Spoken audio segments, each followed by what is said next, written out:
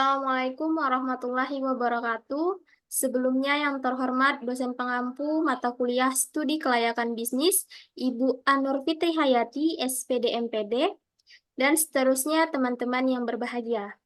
Perkenalkan kami dari kelompok 3 studi kelayakan bisnis yang beranggotakan 3 orang. Saya sendiri, Septi Wahyuni dengan NIM 2105336, Sonia Faradila dengan NIM 2105337, Nabila Astri Jelita dengan NIM 2105326.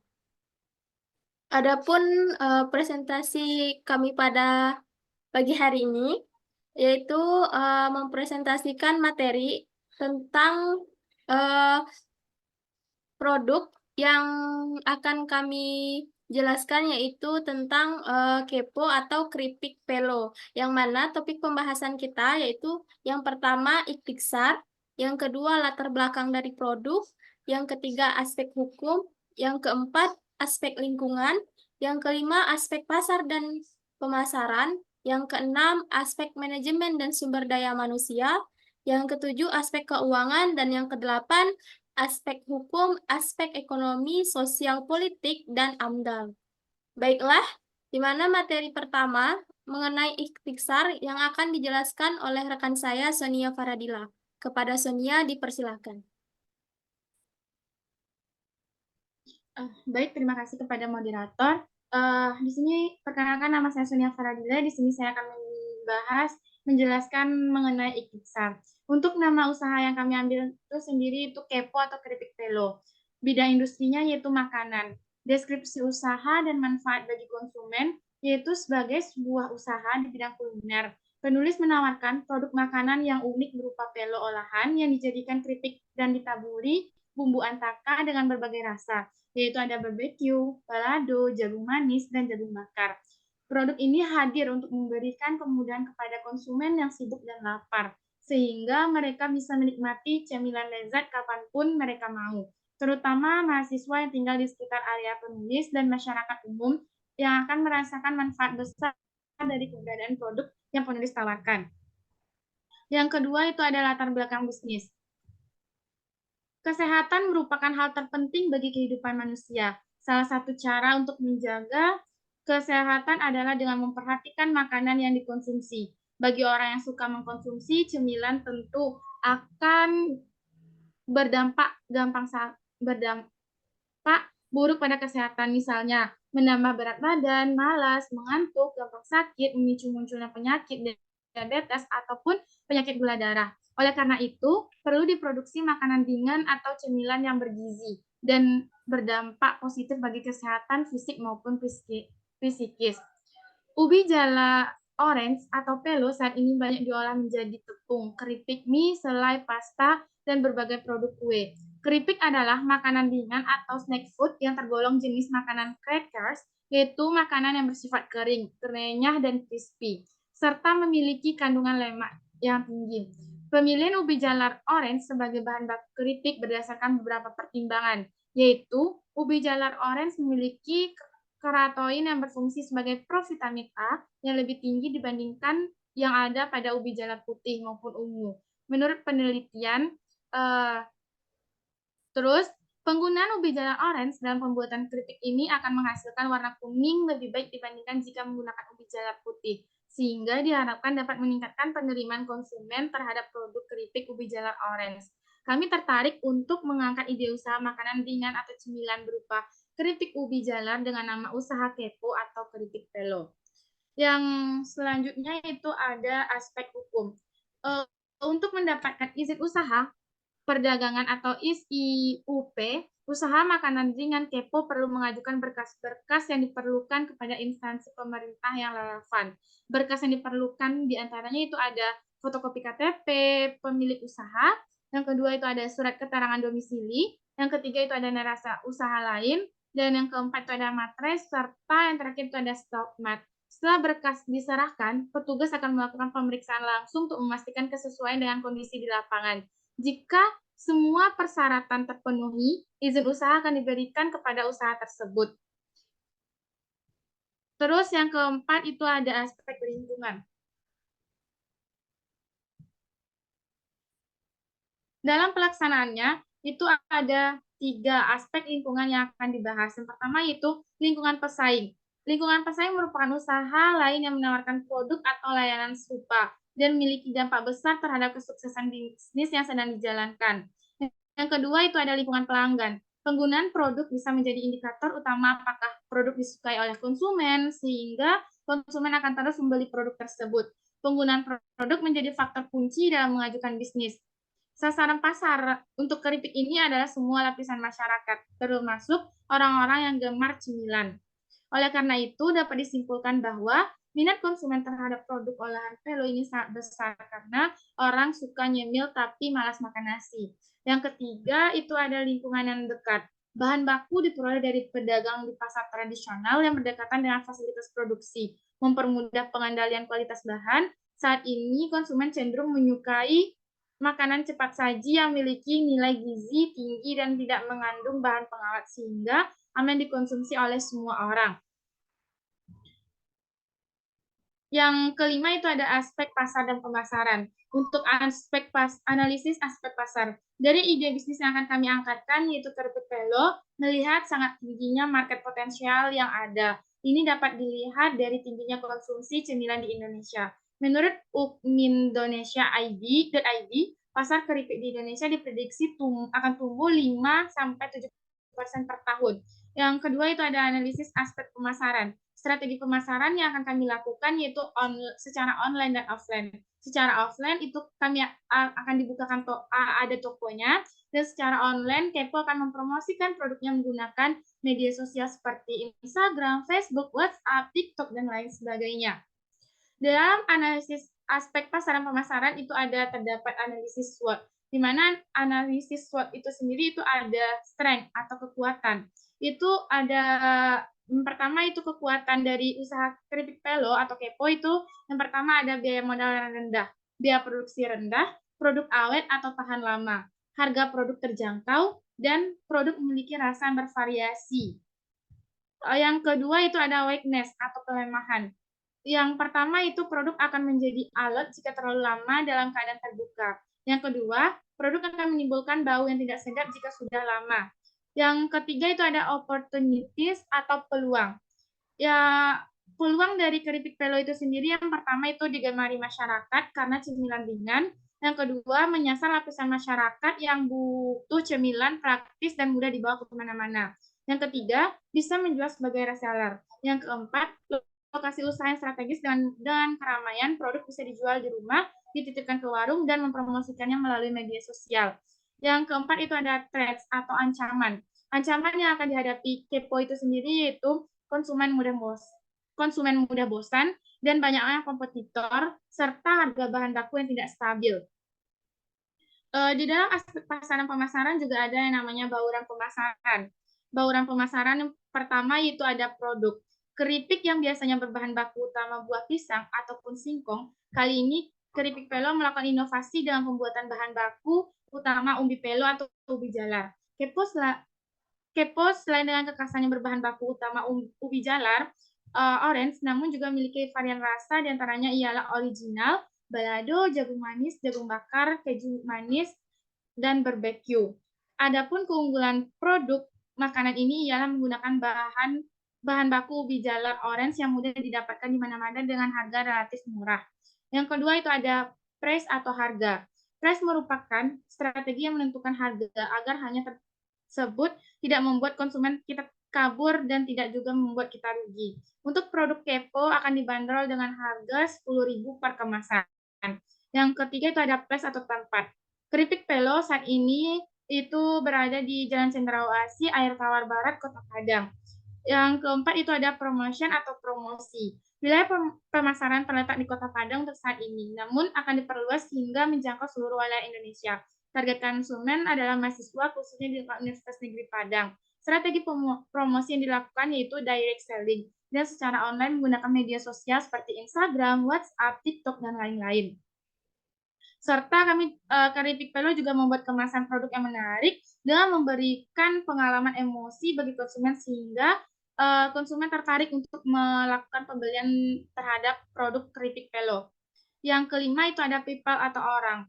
Analisis marketing mix memasukkan faktor manusia sebagai salah satu elemen yang mempengaruhi penjualan produk, di mana dalam hal ini manajemen sumber daya manusia atau SDM adalah salah satu faktor kunci dalam meningkatkan penjualan produk. Dari segi orang ataupun people pada produk Kreo, ini adalah tim yang terlibat dalam produksi, penjualan dan promosi produk. Yang selanjutnya itu ada proses atau proses. Unsur proses dalam strategi marketing mix 7P mengacu pada sistem produksi yang digunakan untuk memproduksi produk. Dalam hal proses produk Kepo atau Kedupelo akan selalu konsistensi dan efisiensi dalam seluruh rantai pasokan dalam pertimbangan keamanan produk, kualitas bahan baku, sehingga hal ini akan menciptakan pengalaman pelanggan yang positif. Yang terakhir itu ada bukti fisik. Bukti fisik merujuk pada aspek fisik bisnis yang dapat dilihat dan dirasakan oleh pelanggan.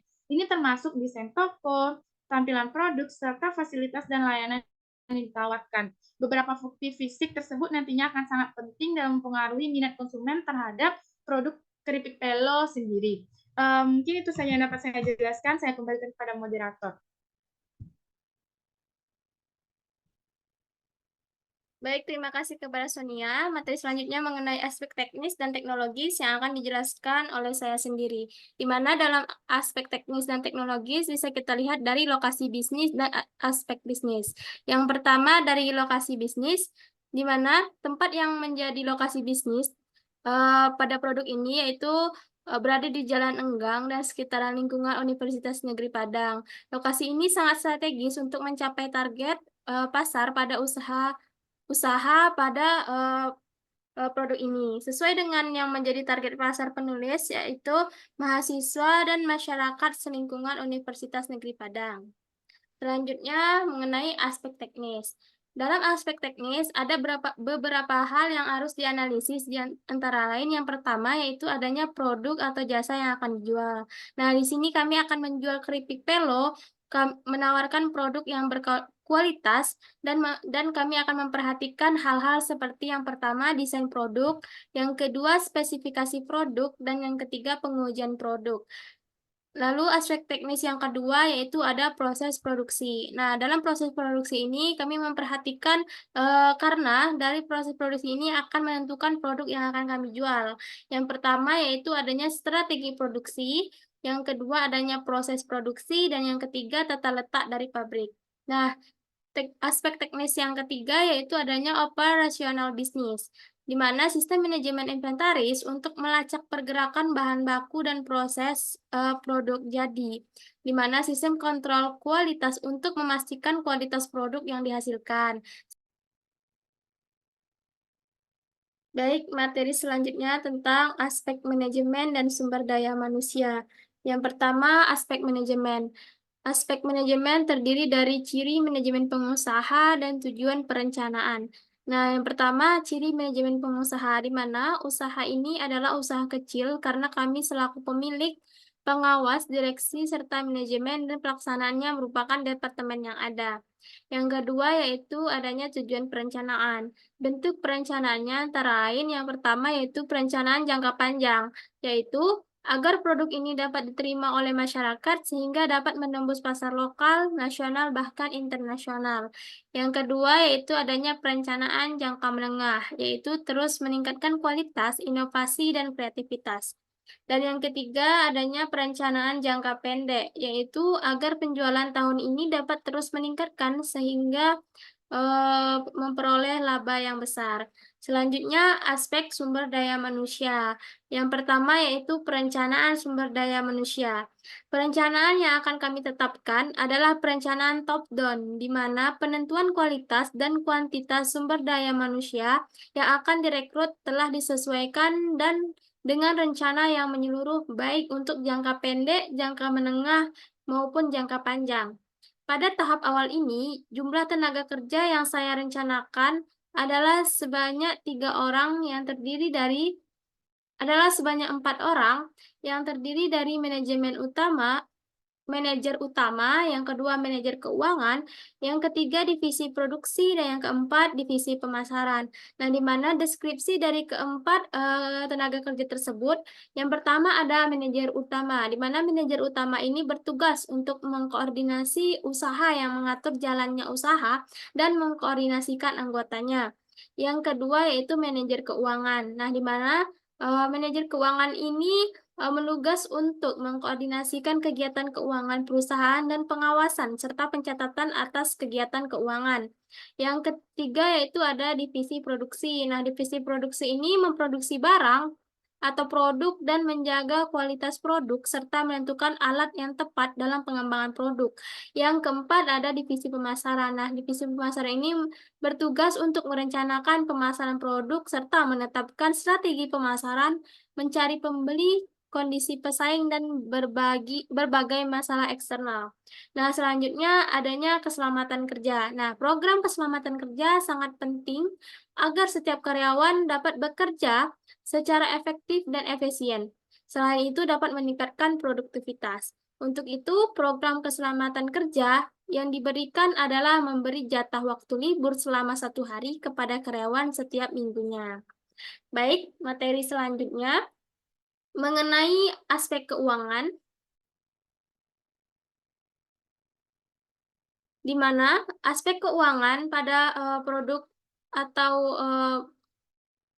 keripik pelo atau ini, di mana kebutuhan investasi dan modal kerjanya yaitu senilai 1.952.000, di mana pembelian bahan bakunya senilai 1.523.000, biaya promosi 540.000, biaya gaji dan upah 200.000, biaya overhead pabrik 330.000, dan total keseluruhannya yaitu 2.390.000. Baik, analisis kebutuhan modal yang dibutuhkan yaitu untuk biaya operasional, biaya perlengkapan pendukung, dan biaya lain-lain, sehingga membutuhkan modal kerja lebih kurang 4 juta. Nah, di mana investasi awal yaitu pembelian peralatan masak senilai Rp1.952.000, sewa tempat Rp0, modal kerja Rp4 juta. Nah, di mana total investasi awal yaitu Rp5.952.000. Untuk penghasilan, penjualan rata-rata per bulan yaitu 10 juta. Nah, di mana laba kotor 70% dari penjualan yaitu 7 juta rupiah.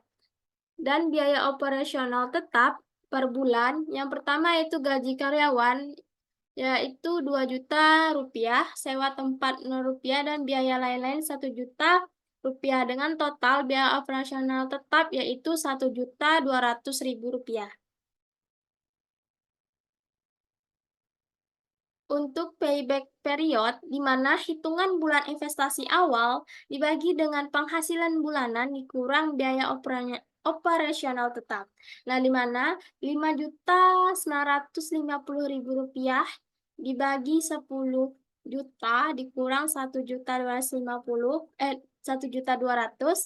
yaitu hasilnya 6 bulan. Nah, untuk MVP, diskonto 10%, yaitu sigma penghasilan dikurang dengan biaya operasional, atau 1 ditambah R pangkat T dikurang dengan investasi awal. Nah, di mana 10 juta dikurang dengan 1.200.000 atau dibagi 1 ditambah 0,1 pangkat 1 ditambah Rp5.952.000 dikurang 1.200.000 dibagi 1 tambah 0,1 pangkat 2 dikurang dengan 10 juta, di mana hasilnya yaitu 8 juta ditambah dengan Rp3.927.272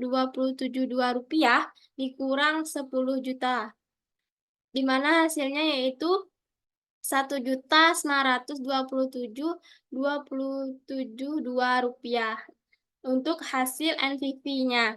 Nah, selanjutnya yaitu probability index. Nah, di mana probability index ini dengan rumus sigma penghasilan dikurang dengan biaya operasional dibagi investasi awal. Nah, 10 juta rupiah dikurang 1.200.000 dibagi 5.952.000 dapatnya 14,7.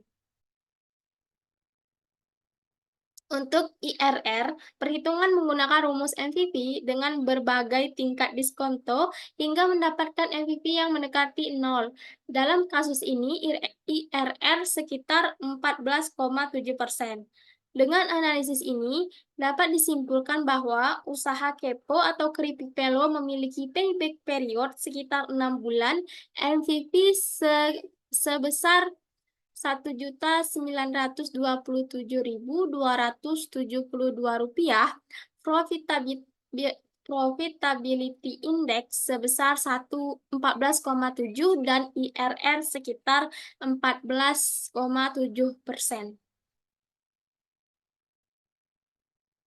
Baik, untuk materi selanjutnya mengenai aspek hukum, ekonomi, sosial, politik, dan AMDAL yang akan dijelaskan oleh rekan saya Nabila. Kepada Nabila dipersilahkan.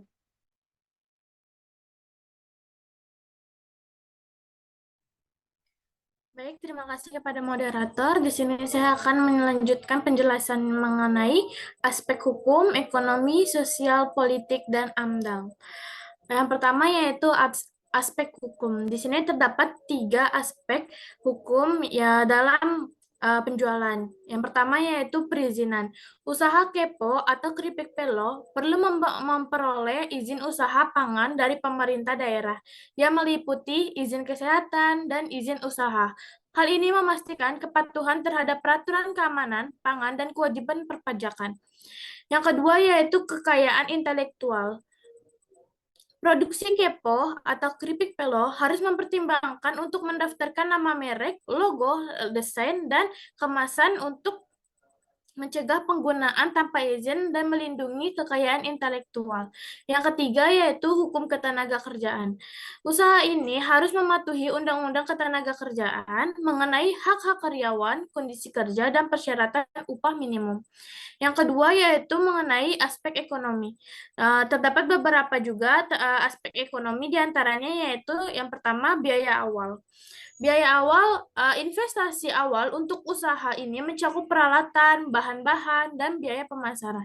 Yang kedua yaitu arus pendapatan.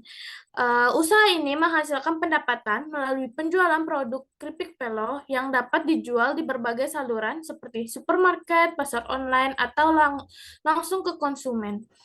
Yang ketiga yaitu pesaing pasar. Usaha ini menghadapi persaingan dari produsen makanan ringan lain dan mungkin perlu membedakan produk melalui rasa, kemasan, dan strategi pemasaran yang unik. Lalu selanjutnya yaitu terdapat aspek sosial. Di sini terdapat aspek sosial diantaranya yaitu ada keterlibatan komunikasi, kesehatan karyawan, dan kepuasan pelanggan. Keterlibatan komunikasi itu usaha ini dapat terlibat dengan komunikasi lokal dengan berpartisipasinya dalam acara, memsponsori inisiatif lokal, dan menyediakan peluang kerja. Yang kedua yaitu kesejahteraan karyawan. Pengusaha harus memprioritaskan kesejahteraan karyawan dengan menyediakan lingkungan kerja yang aman, kompensasi yang adil, dan peluang pengembangan profesional. Dan yang terakhir yaitu kepuasan pelanggan. Usaha ini berfokus pada kepuasan pelanggan dengan memastikan kualitas produknya menanggapi umpan balik pelanggan dan menawarkan program yang loyalitas. Lalu di sini terdapat aspek politik. Di sini terdapat dua aspek politik. Yang pertama yaitu peraturan pemerintah. Usaha ini harus mematuhi peraturan pemerintah mengenai keamanan pangan, dampak lingkungan, dan undang-undang ketenagakerjaan. Lalu yang kedua kebijakan publik. Pengusaha harus mengetahui kebijakan publik terkait ketahanan pangan, keberlanjutan, dan perlindungan konsumen untuk memastikan operasinya selaras dengan kebijakan ini. Lalu selanjutnya yang terakhir yaitu aspek AMDAL atau dampak lingkungan. Nah, aspek AMDAL ini terdapat tiga aspek. Yang pertama yaitu pengandaan bahan baku. Pengusaha harus memastikan bahwa bahan mentahnya seperti umbi-umbian diperoleh dari sumber yang berkelanjutan dan tidak berkontribusi terhadap deforestasi dan degradasi lingkungan. Lalu yang kedua yaitu pengelolaan limbah. Pengusaha harus menerapkan sistem pengelolaan limbah yang efektif untuk meminimalkan dampak lingkungan dan mematuhi peraturan setempat. Lalu yang terakhir yaitu konsumsi energi. Usaha ini harus berupaya mengurangi konsumsi energinya dengan menggunakan peralatan dan praktik hemat energi, seperti mendaur ulang dan mengurangi limbah kemasan. Sekian penjelasan dari saya kembalikan kepada moderator. Baik, terima kasih kepada Nabila. Mungkin cukup sekian yang dapat kami sampaikan mengenai materi kami, yaitu tentang produk atau usaha keripik Pelo. Semoga dengan hasil presentasi ini dapat memberikan manfaat untuk kita semua. Baiklah, saya akhiri dengan Assalamualaikum warahmatullahi wabarakatuh.